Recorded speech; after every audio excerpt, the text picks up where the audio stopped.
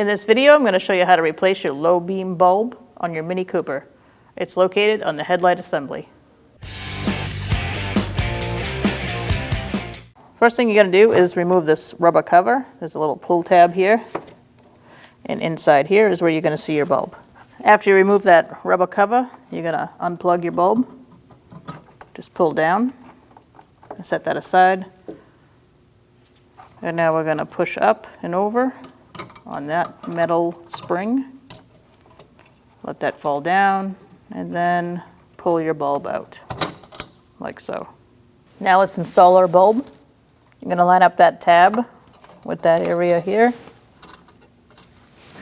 Insert the bulb, and then you're going to put your spring clip back to hold it in. Hook it in and plug it in. Now we're going to put our rubber cover back on.